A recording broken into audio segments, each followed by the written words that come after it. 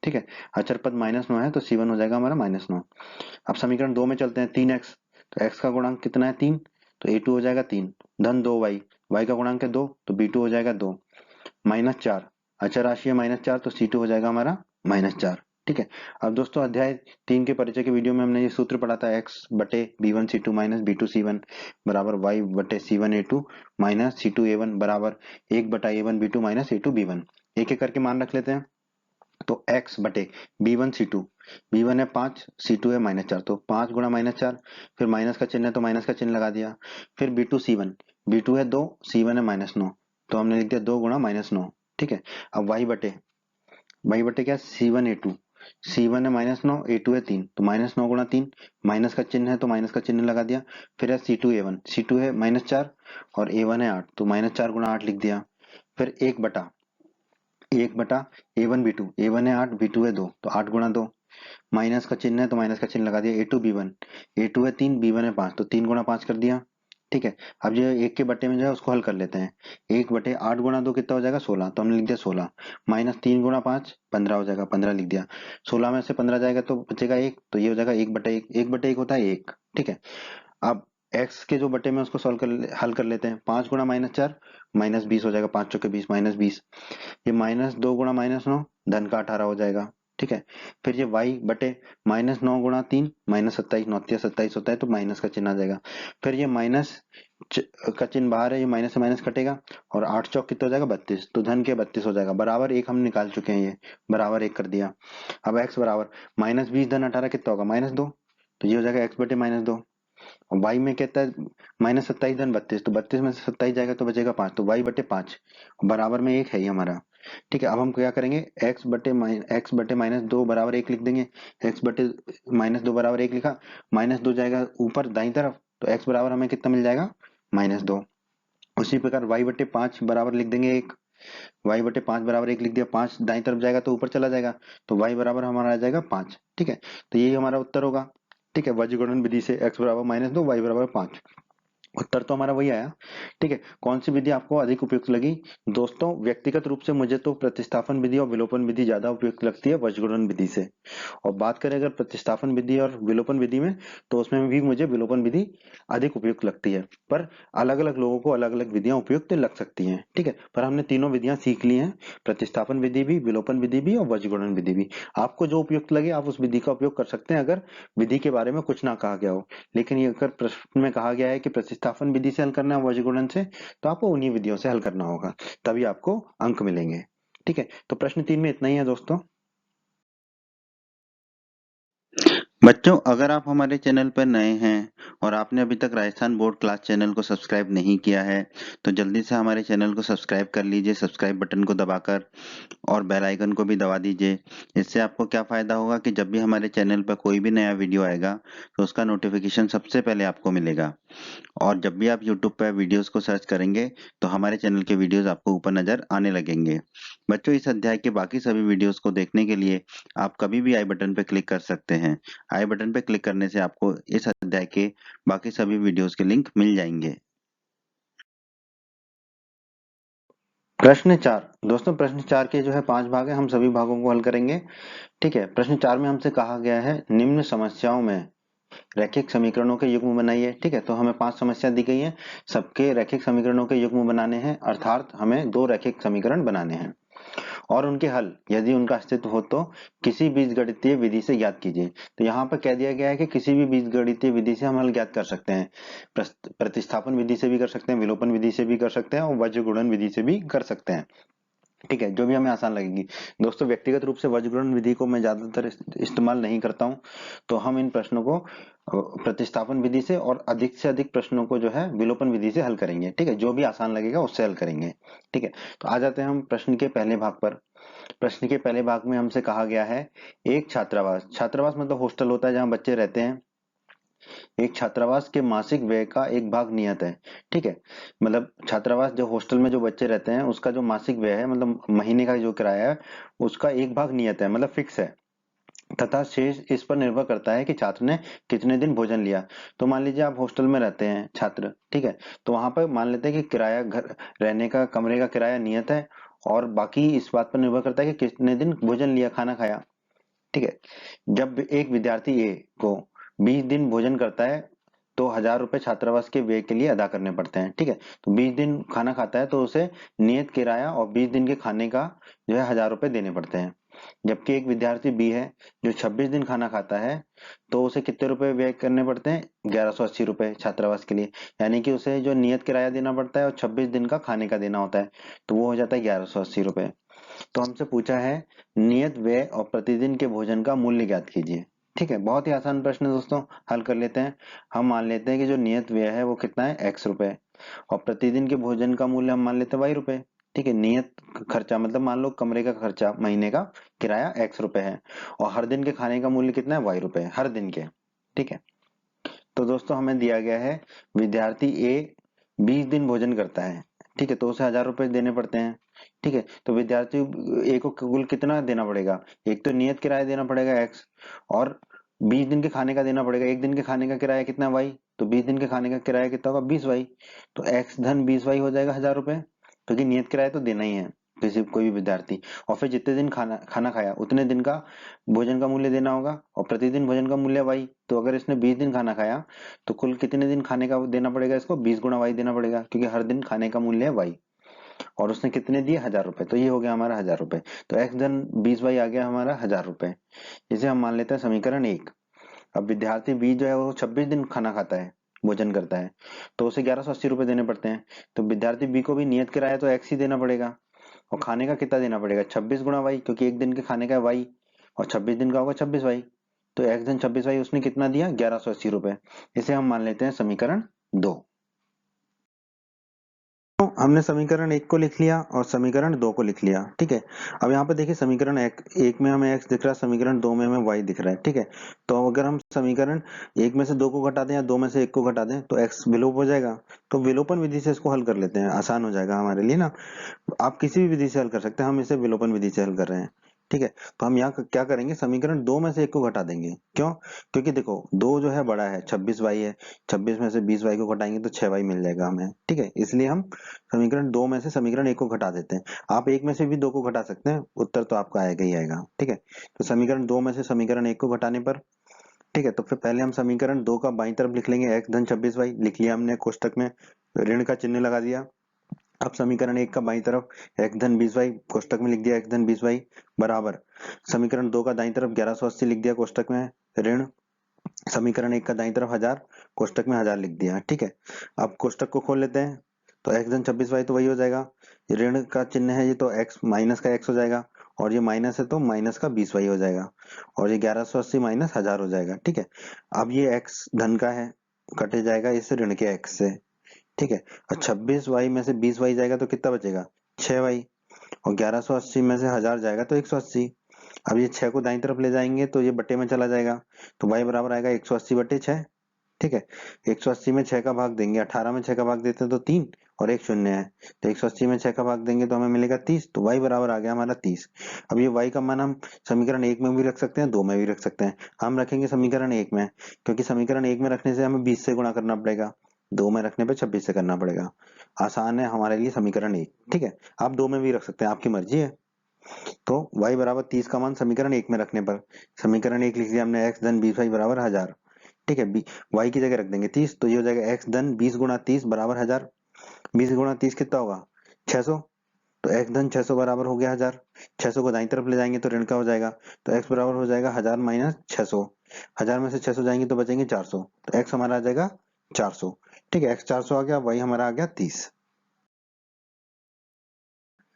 तो दोस्तों x बराबर हमने 400 निकाल लिया, y बराबर 30। हमने क्या माना था? नियत व्यय जो है वो माना था x रुपए।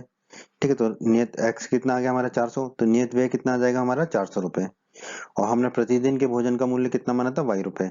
y कितना है हमारा? 30, तो प्रतिदिन के भोजन का मूल्य कितना आ जाएगा हमारा? 30 रुपए। ठीक है, तो यही हमारा उत्तर होगा प्रश्न के पहले भाग का दोस्तों, नियत व्यय 400 रुपए और प्रतिदिन के भोजन का मूल्य 30 रुपए। अब हम चलते हैं प्रश्न के दूसरे भाग पर।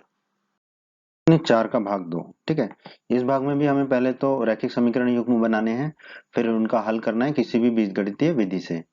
भाग 2 में हमसे कहा गया है एक भिन्न 1/3 हो जाती है जब उसके अंश में 1 घटाया जाता है, और वह 1/4 हो जाती है जब हर में 8 जोड़ दिया जाता है, वह भिन्न ज्ञात कीजिए। तो ऐसे भिन्न वाले सवालों के लिए हम क्या करते हैं दोस्तों, हम मान लेते हैं कि अंश जो है x है और हर क्या है y है। तो भिन्न क्या होगी, अंश बटे हर, यानी कि x बटे y। तो भिन्न, तो हमें x और y की मान ज्ञात कर लेंगे तो भिन्न हमारी आ जाएगी x बटे y। ठीक है, अब हमें प्रश्न में दिया गया है कि भिन्न जो है हमारी 1/3 हो जाती है जब उसके अंश में 1 घटा दिया जाता है। ठीक है, अंश क्या है हमारा x है, तो अगर हम x में 1 घटा दें, भिन्न हमारी x बटे y है। ठीक है, अगर वो कह रहे हैं कि भिन्न में अगर अंश में से x, भिन्न के अंश में से अगर 1 घटा दें, यानी कि x में से 1 घटा दे तो x माइनस 1 हो जाएगा। ठीक है, बट्टे में तो y रहेगा, तो भिन्न क्या हो जाएगी हमारी 1/3। ठीक है, अब यहाँ पर हम क्रॉस में गुणा कर लेते हैं, तो हमारा क्या हो जाएगा, 3 गुणा x माइनस 1 बराबर 1 गुणा y, तो y हो जाएगा। कोष्टक को खोल लेते हैं, तो 3x, तो 3 गुणा x 3x हो जाएगा, 3 गुणा माइनस 1 -3 हो जाएगा बराबर y। ठीक है, तो हम क्या लिख सकते हैं, y बराबर 3x माइनस 3, एक ही बात है। ठीक है, 3x माइनस 3 y के बराबर है, तो y किसके बराबर होगा, 3x माइनस 3 के, तो हमने बस लिख दिया y बराबर 3x माइनस 3। ठीक है, इसे हम मान लेंगे समीकरण 1। फिर हमें प्रश्न में कहा गया है कि वहां भिन्न जो है 1/4 हो जाती है जब हर में 8 जोड़ दिया जाए। तो अंश तो वैसे की वैसे ही रहेगा, अंश x है, हर में अगर हम 8 जोड़ दें, हर क्या है y, तो y में 8 जोड़ दिया, तो ये हो जाएगा x बटे y धन 8। तो हमारी भिन्न क्या हो जाएगी, 1/4। ठीक है, ये हमें प्रश्न में दिया गया है। अब क्रॉस में गुणा कर लेते हैं, तो 4 का गुणा x से हो जाएगा, तो 4x हो जाएगा बराबर कितना हो जाएगा, 1 का गुणा y धन 8 से होगा, तो y धन 8। ठीक है, अब इसे हम मान लेते हैं समीकरण 2। तो दोस्तों हमने समीकरण 1 और समीकरण 2 को लिख लिया यहाँ पर। ठीक है, अब जो है इसको हम हल करेंगे प्रतिस्थापन विधि से। क्यों, क्योंकि देखो हमें y बराबर 3x माइनस 3 मिल गया है, तो ये y का मान हम समीकरण 2 में रख देंगे, तो हमें x का मान ज्ञात हो जाएगा। ठीक है, हम चाहते हैं तो इसको विलोपन विधि से भी हल कर सकते हैं। ठीक है, एक में से 2 को घटा दें, ठीक है, तो ये y भी कट सकता है। ठीक है, पर इसको हम प्रतिस्थापन विधि से कर रहे हैं, आप विलोपन विधि से भी हल कर सकते हैं। ठीक है, y बराबर 3x माइनस 3 का मान समीकरण 2 में रखने पर। ठीक है, तो हमने समीकरण 2 लिख दिया, 4x बराबर y धन 8, 4x बराबर y धन 8 लिख दिया हमने। अब ये x y का मान कितना रख देंगे, 3x माइनस 3। ठीक है, तो 4x बराबर हो जाएगा 3x माइनस 3 धन 8। ये 3x को बाईं तरफ ले जाएंगे तो ऋण का हो जाएगा, तो हमें मिलेगा ऋण का 4x माइनस 3x। अब ये देखो -3 है और ये 8 है, 8 में से 3 जाएंगे तो बच गया हमारा 5। ठीक है, अब ये 4x है, ये -3x है, तो x बच जाएगा, तो x बराबर हमारा आ गया 5। कितना आसान है। अब ये x बराबर 5 का मान हम कहीं भी रख सकते हैं, समीकरण 1 या समीकरण 2। समीकरण 1 में रखना आसान है, तो सीधा सीधा y का मान आ जाएगा, तो x बराबर 5 का मान समीकरण 1 में रख देते हैं। समीकरण 1 है हमारा y बराबर 3x माइनस 3, x बराबर रख देंगे हम 5, तो y बराबर हो जाएगा 3 गुणा 5 माइनस 3, 3 गुणा 5 होगा 15, तो y बराबर हो जाएगा 15 माइनस 3, 15 में से 3 गए तो कितना बचा हमारा 12, तो y बराबर हमारा आ गया 12, तो x आ गया 5, y आ गया 12। भिन्न क्या है हमारी, x बटे y जो हमने मानी थी। ठीक है, भिन्न है x बटे y, x है 5, y है 12, तो भिन्न हो जाएगी हमारी 5/12। तो हमारा उत्तर हो जाएगा दोस्तों 5/12। प्रश्न 4 का भाग 3। ठीक है, इस भाग में भी हमें रैखिक समीकरण के युग्म बनाने हैं और किसी भी बीजगणितीय विधि से प्रश्न को हल करना है। भाग 3 में दोस्तों हमसे कहा गया, यश ने एक टेस्ट में 40 अंक अर्जित किए जब उसे प्रत्येक सही उत्तर पर 3 अंक मिले तथा अशुद्ध अशुद्ध मतलब गलत उत्तर देने पर 1 अंक की कटौती की गई।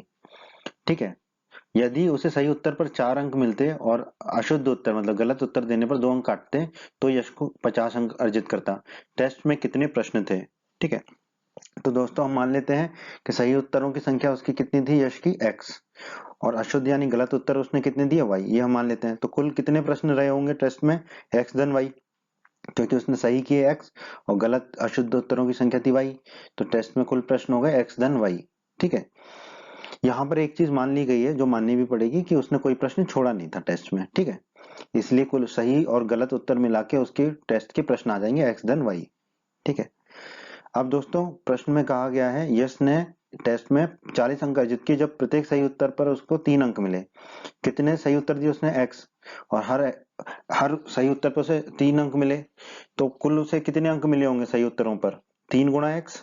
ठीक है, और अशुद्ध उत्तर देने पर 1 अंक की कटौती की गई, तो कितने अशुद्ध उत्तर थे उसके y, तो जो उसे अंक मिले 3x, उसमें से y अंक उसके कट गए क्योंकि गलत उत्तर दिया उसने, तो 3 गुणा x, तो उसे कुल अंक मिले सही उत्तर देने के, परंतु उसने कुछ प्रश्न के उत्तर गलत भी दिए थे, तो हर एक प्रश्न के उत्तर के लिए, गलत उत्तर के लिए उसका 1 नंबर काटा गया, 1 अंक काटा गया, तो कुल अंक उसके कितने कट गए, y। ठीक है, और तो ऐसी स्थिति में उसको कितने अंक प्राप्त हुए थे? 40। ठीक है, इसे हम मान लेते हैं समीकरण 1। दूसरी स्थिति हमें क्या दी गई है प्रश्न में? यदि सही उत्तर पर उसको 4 अंक मिलते और अशुद्ध उत्तर पर 2 अंक काटे जाते तो उसे 50 अंक प्राप्त होते। तो अगर सही उत्तर पर 4 अंक दिए जाते तो उसे 4x मिलते अंक। ठीक है, परंतु फिर कितने अंक कट रहे थे हर एक अशुद्ध उत्तर पर? 2 अंक कट रहे थे, और अशुद्ध उत्तरों की संख्या कितनी थी? y। तो कुल कितने अंक कट जाते उसके? 2 गुणा y, तो -2 गुणा y। तब उसको कितने अंक प्राप्त होते? 50। ठीक है, अब हम क्या करते हैं, जो बाईं तरफ है उसमें से 2 कॉमन ले लेते हैं और दाईं तरफ भी 2 कॉमन ले लेते हैं।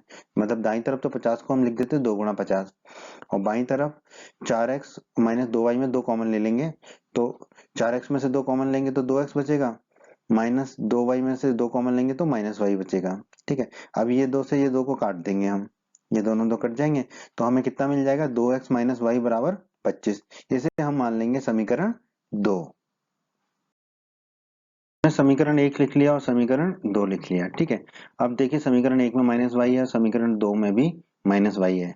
ठीक है, तो अब हमारे लिए आसान है विलोपन विधि से इसको हल करना, ताकि y को हम क्या कर देंगे? विलोप कर देंगे। तो हम क्या करते हैं, समीकरण 1 में से समीकरण 2 को घटा देते हैं, क्योंकि देखो समीकरण 1 में 3x है, इसमें से 2x को घटाएंगे तो हमें सीधा सीधा x प्राप्त हो जाएगा। ठीक है, तो समीकरण 1 में से समीकरण 2 को घटाने पर, ठीक है, तो हम लिख देते हैं 1 में से 2 को घटाएंगे।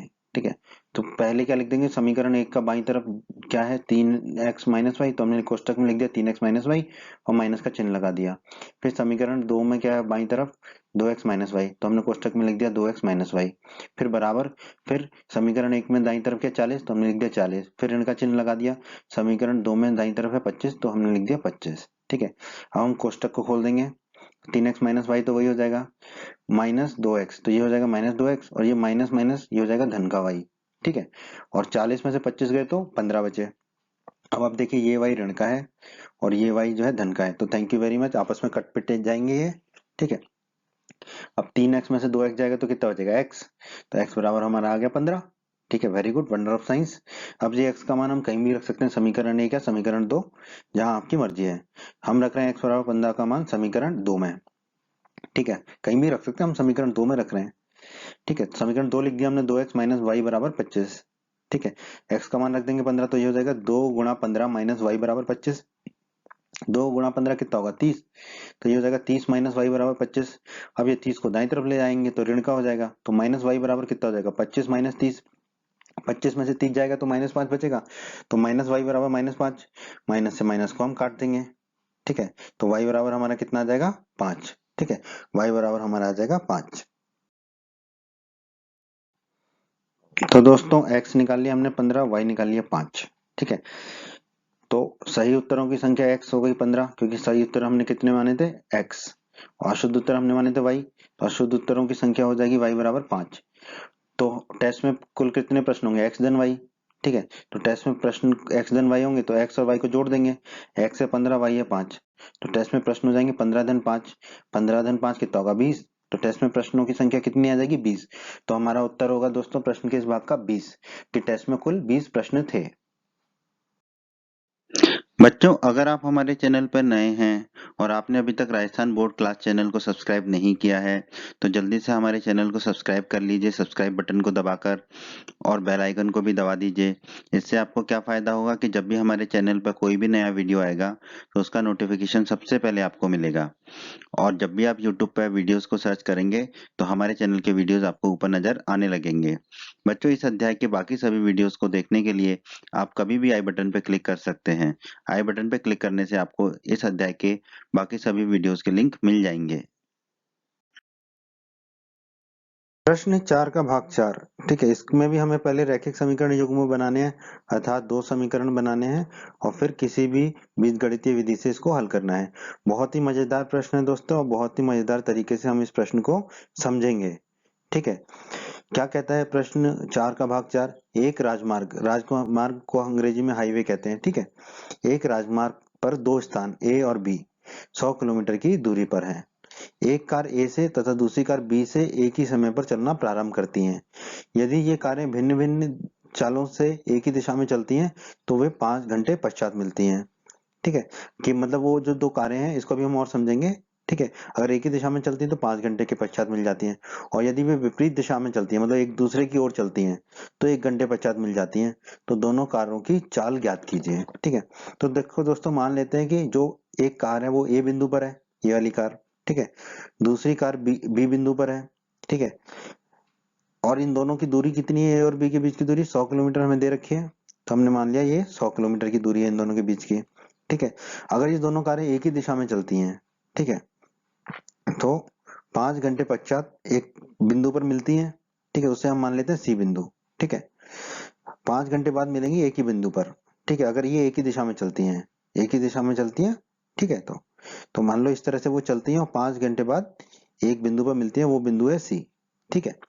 तो ये है प्रश्न की पहली स्थिति। दूसरी स्थिति को भी हम जानेंगे, अभी हम पहली स्थिति को जान रहे हैं कि 5 घंटे बाद जो है वो सी बिंदु पर मिलती है एक ही दिशा में चलने पर। ठीक है दोस्तों, तो हम मान लेते हैं जो कार ए से चली थी, ठीक है, उस कार के चलने की चाल है x किलोमीटर प्रति घंटा। ठीक है। और जो कार स्थान बी से चली थी उसकी चाल है y किलोमीटर प्रति घंटा। दोनों कारें कितनी चली हैं? 5 घंटे। ठीक है। तो 5 घंटे पश्चात जो है स्थान ए से चलने वाली कार द्वारा चली गई दूरी कितनी होगी? 5 गुणा x। ठीक है, क्योंकि उसकी चाल क्या है? x किलोमीटर प्रति घंटा। 1 घंटे में x किलोमीटर चल रही है, तो 5 घंटे में कितने किलोमीटर चलेगी? 5x kilometre. हमने लिख दिया। ठीक है। तो अब आप देखिए, ए से चलने वाली कार ने कितनी दूरी तय की? ए से सी तक गई, तो ए से सी तक की दूरी कितनी हो जाएगी? 5x kilometre. ठीक है। ये जो ए ने दूरी तय की वो है 5x किलोमीटर, तो ए सी कितना हो जाएगा हमारा? 5x kilometre. उसी प्रकार बी से जो कार चली थी, ठीक है, वो भी, उसको भी 5 घंटे लगे सी तक पहुंचने में। और बी से चलने वाली कार की जो चाल है वो है कितनी है? y kilometre. पर चली तो ये भी 5 किलोमीटर है, 5 घंटे है, चली तो ये भी 5 घंटे है। तो 5 घंटे में इसने कितनी दूरी तय की होगी? इसकी चाल है y किलोमीटर प्रति घंटा, यानी कि 1 घंटे में y किलोमीटर, तो 5 घंटे में 5y किलोमीटर। ठीक है। तो बी से चलने वाली कार ने 5 घंटे में 5y किलोमीटर की दूरी तय की होगी। ठीक है। और बी की द्वारा तय की गई दूरी कितनी है? बी से लेके सी तक, बीसी। तो बीसी हमारा कितना आ जाएगा? 5y kilometre. बीसी आ गया हमारा 5y किलोमीटर, और एसी आ गया हमारा 5x किलोमीटर। और ए बी हमें दे रखा है 100 किलोमीटर।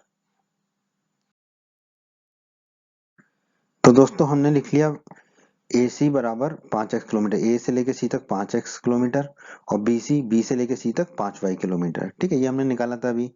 अब आप देखिए ए सी किसके बराबर होगा? ए बी धन बी सी। ठीक है, बहुत आसान है ये तो ए सी बराबर लिख दिया हमने ए बी धन बी सी। ए सी का मान कितना है? 5x, तो हमने लिख दिया ए सी का मान है 5x। ठीक है। ए बी कितना दे रखा है हमें? 100 किलोमीटर, ये हमें दे रखा है ए से बी के बीच की दूरी 100 किलोमीटर, तो हमने ए बी लिख दिया 100 किलोमीटर। और बी सी हमारा कितना आया था? 5y किलोमीटर, तो बी सी की जगह हम क्या रख देंगे? 5y। ठीक है। अब हम क्या करेंगे? जो 5y है उसको दाईं तरफ, बाईं तरफ ले जाएंगे, 5y को तो ऋण का हो जाएगा, तो 5x माइनस 5y बराबर 100 हो जाएगा हमारा। ठीक है। अब हम क्या करते हैं? 5 कॉमन ले लेते हैं। ठीक है। तो तो 5x में से 5 कॉमन लेंगे तो x बचेगा, और माइनस 5y में से 5 कॉमन लेंगे तो माइनस y बराबर 100। ठीक है। अब क्या करते हैं? 5 को दाईं तरफ ले आते हैं तो बट्टे में आ जाएगा, तो x माइनस वाई बराबर हो जाएगा 100/5। 100 में 5 का भाग देंगे तो हमें 20 मिलेगा, तो x माइनस वाई बराबर हमें मिलेगा 20। इसे हम मान लेते हैं समीकरण 1। आइए अब हम दूसरी स्थिति की चर्चा कर लेते हैं। जो प्रश्न में दिया गया है कि यदि वे कार विपरीत दिशा में चलती हैं तो 1 घंटे पश्चात मिलती हैं। ठीक है। तो 1 घंटे पश्चात मिलती हैं, अगर विपरीत दिशा में चलती है मतलब एक दूसरे की तरफ चलती हैं। ठीक है। तो मान लेते हैं एक दूसरे की तरफ चलने पर वो डी बिंदु पर मिलेंगी। ठीक है। तो एक दूसरे की तरफ चला देते हैं उनको। एक दूसरे की तरफ चली विपरीत दिशा में तो वो डी बिंदु पर मिली। कब? 1 घंटे बाद। हम पहले ही मान चुके हैं ए स्थान से चलने वाली कार की चाल x किलोमीटर प्रति घंटा है, और बी स्थान से चलने वाली कार की चाल y किलोमीटर प्रति घंटा है। ठीक है। अब दोनों कारें कितनी चली हैं? 1 घंटा चली हैं। ठीक है। तो 1 घंटे पश्चात जो ए से चली थी कार, उसने कितनी दूरी तय की होगी? अगर उसकी चाल x किलोमीटर प्रति घंटा है, मतलब हर घंटे में x किलोमीटर चल रही है, तो 1 घंटे में x किलोमीटर चली होगी। तो स्थान ए से चलने वाली कार द्वारा चली गई दूरी कितनी होगी? x kilometre. और और ए से चलने वाली कार ने कितनी दूरी तय की? ए से लेकर डी तक, यानी कि ए डी बराबर हमारा आ जाएगा x किलोमीटर। उसी प्रकार स्थान बी से चलने वाली कार की जो चाल है वो है y किलोमीटर प्रति घंटा, यानी कि हर 1 घंटे में y किलोमीटर चल रही है, तो 1 घंटे बाद वो कितनी दूरी चली होगी? y kilometre. ठीक है। तो स्थान बी से चलने वाली कार द्वारा चली गई दूरी कितनी होगी? y kilometre. ठीक है। और बी से चलने वाली कार ने कितनी दूरी तय की है, बी से लेके डी तक, तो बी डी हमारा कितना आ जाएगा, वाई किलोमीटर। ठीक है, तो ए डी आ गया हमारा एक्स किलोमीटर, बी डी आ गया हमारा वाई किलोमीटर, और ए बी हमारा है 100 किलोमीटर जो हमें प्रश्न में दिया गया है। तो दोस्तों हमने ए डी लिख लिया एक्स किलोमीटर, ए डी ये, और बी डी लिख लिया वाई किलोमीटर जो अभी अभी हमने निकाला है, और हमने एक समीकरण एक निकाला था एक्स माइनस वाई बराबर 20, उसको भी लिख लिया।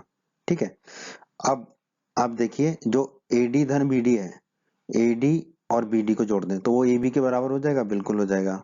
ठीक है, तो हमने लिख दिया AD धन BD बराबर AB। ठीक है, AD का मान है x और BD का है y, तो x धन y बराबर हमारा हो जाएगा 100। ठीक है, x धन y हो गया हमारा 100। ठीक है, इसे हम मान लेते हैं समीकरण 2।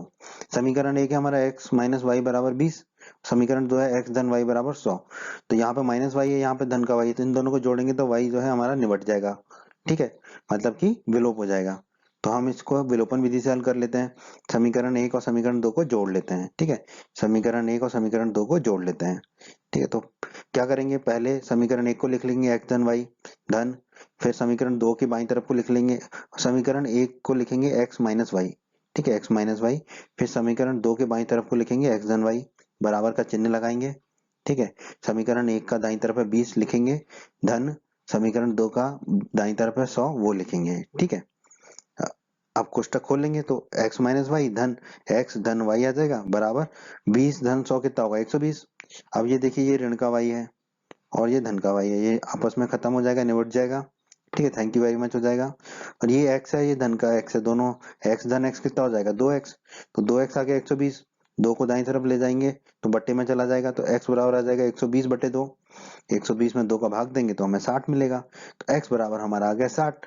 अब ये x का मान हम समीकरण 1 या समीकरण 2 कहीं भी रख सकते हैं और y का मान निकाल लेंगे।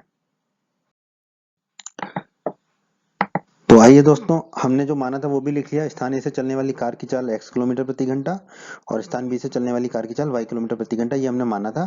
फिर से लिख लिया, समीकरण 1 समीकरण 2 को लिख लिया, और x का मान जो हमने 60 निकाला था वो लिख लिया।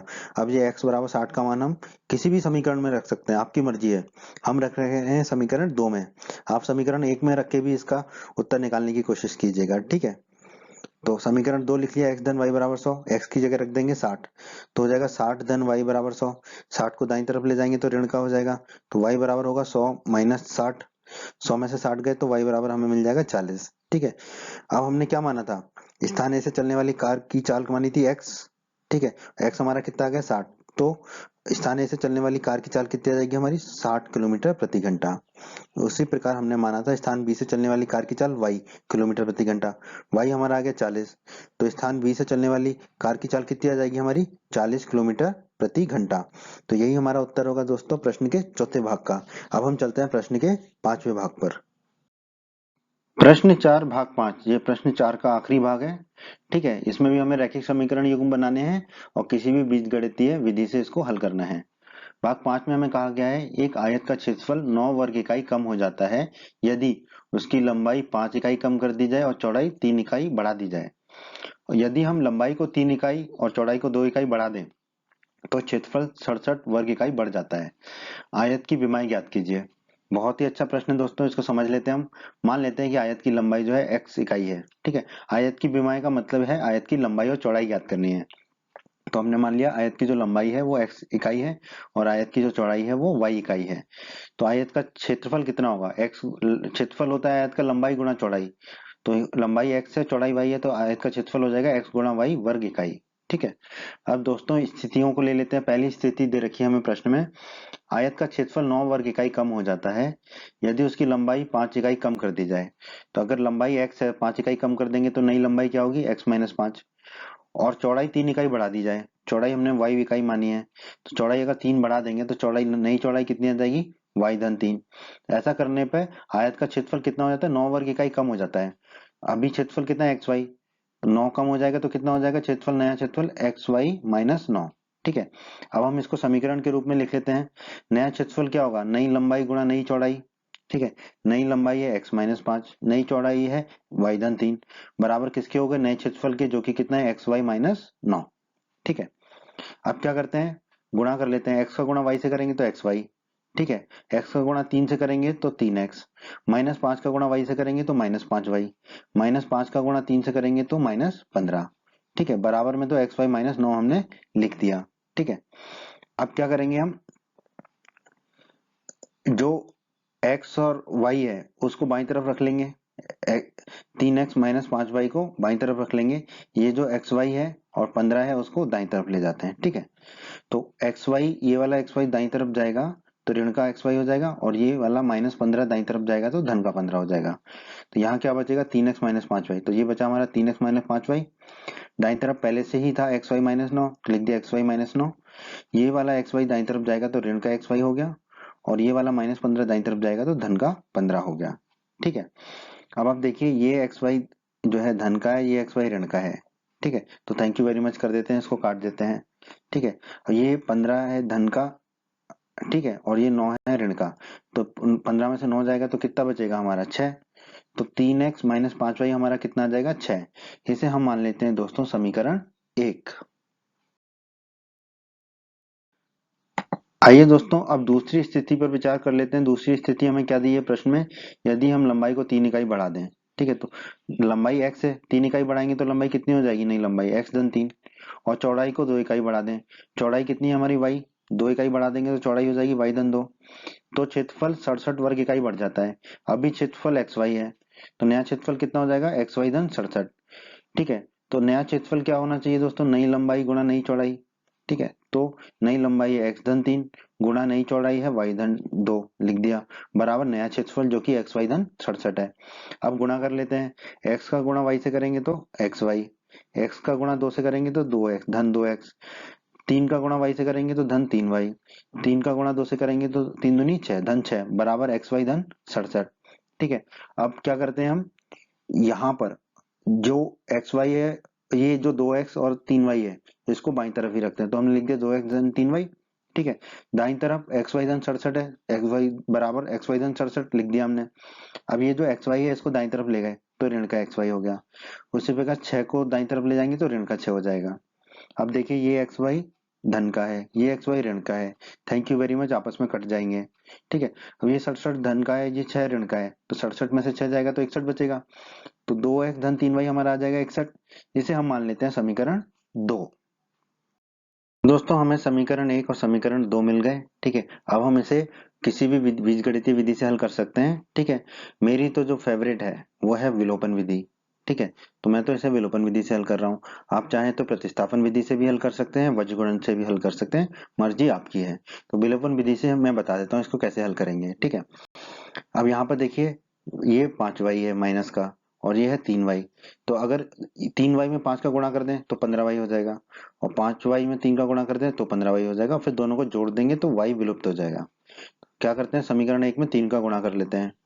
ठीक है, तो 3 गुणा 3x - 5y बराबर 3 गुणा 6, 3 गुणा 3x हो जाएगा 9x, 3 गुणा -5y हो जाएगा -15y, बराबर 3 गुणा 6 हो जाएगा 18।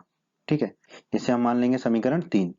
अब क्या करते हैं, हम समीकरण 2 में जो है 5 का गुणा कर लेते हैं। समीकरण 2 में 5 का गुणा करने पर, ठीक है, 5 गुणा 2x धन 3y लिख दिया हमने, 2x धन 3y बराबर 5 गुणा 61, 5 गुणा 61, 5 गुणा 2x हो जाएगा हमारा 10x, और धन 5 गुणा 3y हो जाएगा हमारा 5 15y, बराबर 5 गुणा 61 हो जाएगा हमारा 305। इसको हम मान लेते हैं समीकरण 4। अब ये दोनों समीकरणों को हम जोड़ देंगे तो 15y हमारा उड़ जाएगा। ठीक है, तो समीकरण 3 और समीकरण 4 को जोड़ने पर, ठीक है, जोड़ देते हैं समीकरण 3 और समीकरण 4 को। ठीक है, समीकरण 3 का बाईं तरफ लिख देंगे हम पहले, समीकरण 3 का बाईं तरफ है 9x - 15y हमने लिख दिया, धन समीकरण 4 का बाईं तरफ है धन 10x धन 15y, तो हमने लिख दिया 10x धन 15y, बराबर समीकरण 3 का दाईं तरफ क्या है 18, लिख दिया 18, धन समीकरण 4 का दाईं तरफ क्या है 305, हमने लिख दिया 305। ठीक है, कोष्टक खोल लेते हैं, तो 9x - 15y धन 10x धन 15y बराबर 18, जोड़ेंगे 305 में तो 323 आ जाएगा हमारा। ठीक है, अब ये देखिए ये 15 -15y ऋण का, और ये 15y धन का, दोनों आपस में उड़ जाएंगे। 9x धन 10x कितना बचेगा हमारा 19x, बराबर 323। ठीक है, 19 दाईं तरफ जाएगा तो बट्टे में हो जाएगा, तो x बराबर होगा हमारा 323 बटे 19। 323 में दोस्तों आप 19 का भाग देंगे तो आपको प्राप्त होगा 17। x बराबर हमें मिल गया 17। अब ये x का मान हम समीकरण 1 या समीकरण 2 किसी में भी रख के y का मान ज्ञात कर लेंगे। हमने समीकरण 1 और समीकरण 2 को दोबारा लिख लिया, ठीक है। और जो है x बराबर 17 हम निकाल चुके हैं। अब ये x बराबर 17 का मान हम किसी भी समीकरण में रख सकते हैं और y का मान निकाल लेंगे। तो हम रख रहे हैं x बराबर 17 का मान समीकरण 1 में, ठीक है। मर्जी आपकी, आप कहीं पे भी रख सकते हैं। तो समीकरण 1 है हमारा 3x माइनस 5y बराबर 6। x बराबर हम 17 रख देंगे तो 3x हो जाएगा 3 गुना 17 माइनस 5y बराबर 6, वैसे की वैसे ही रहेगा। 3 गुना 17 17 51 होता है, तो 51 माइनस 5y बराबर 6। अब 51 को हम दाईं तरफ ले जाएंगे तो ऋण का हो जाएगा, तो माइनस 5y बराबर हो जाएगा 6 माइनस 51, ठीक है। 6 में से 51 को घटाएंगे तो हमें मिलेगा माइनस 45, तो माइनस 5y बराबर मिलेगा हमें माइनस 45। माइनस से माइनस को काट देंगे तो 5y बराबर मिल जाएगा हमको 45, ठीक है। अब ये 5 जो है दाईं तरफ चला जाएगा तो बटे में आ जाएगा, तो y बराबर आ जाएगा 45 बटे 5। 45 में 5 का भाग देंगे, 9 पंजे 45 होता है, तो y बराबर हमें मिल जाएगा 9। तो दोस्तों अब तो कुछ भी नहीं है, x और y हमने निकाल लिया। आयत की लंबाई हमने क्या मानी थी, x इकाई। तो आयत की और x कितना निकाला हमने 17, तो आयत की लंबाई हो जाएगी 17 इकाई। आयत की चौड़ाई हमने मानी थी y इकाई, ठीक है। तो y हमारा कितना आया था 9, तो आयत की चौड़ाई हो जाएगी हमारी 9 इकाई, ठीक है। हमें आयत की विमाई ज्ञात करना, तो विमाई मतलब लंबाई और चौड़ाई। तो हमने आयत की लंबाई निकाल ली 17 इकाई और आयत की चौड़ाई निकाल ली 9 इकाई। तो यही हमारे प्रश्न के इस भाग का उत्तर है दोस्तों। उम्मीद करते हैं बच्चों आपको हमारा ये वीडियो पसंद आया होगा। बच्चों अगर आप राजस्थान बोर्ड क्लास चैनल पर नए हैं और आपने अभी तक हमारे यूट्यूब चैनल को सब्सक्राइब नहीं किया है तो सब्सक्राइब बटन को दबाकर जल्दी से हमारे चैनल को सब्सक्राइब कर लीजिए और बेल आइकन को भी दबा दीजिए। इससे आपको क्या फायदा होगा कि जब भी हमारे चैनल पर कोई भी नया वीडियो आएगा तो उसका नोटिफिकेशन सबसे पहले आपको मिलेगा। और जब भी आप यूट्यूब पर वीडियो सर्च करेंगे तो हमारे चैनल के वीडियोज आपको ऊपर नजर आने लगेंगे। आपको वीडियो पसंद आया है तो आप हमारे वीडियो को अपने दोस्तों के साथ व्हाट्सएप और फेसबुक पर अवश्य शेयर करें, जिससे आपके दोस्तों का भी फायदा हो, उन्हें लाभ हो। और वीडियो पसंद आया है तो वीडियो को लाइक अवश्य कर दें। और इस अध्याय के अन्य सभी वीडियोस को देखने के लिए आई बटन पर क्लिक करें। आई बटन पर क्लिक करने से आपको इस अध्याय के सभी वीडियोस के लिंक मिल जाएंगे। धन्यवाद बच्चों।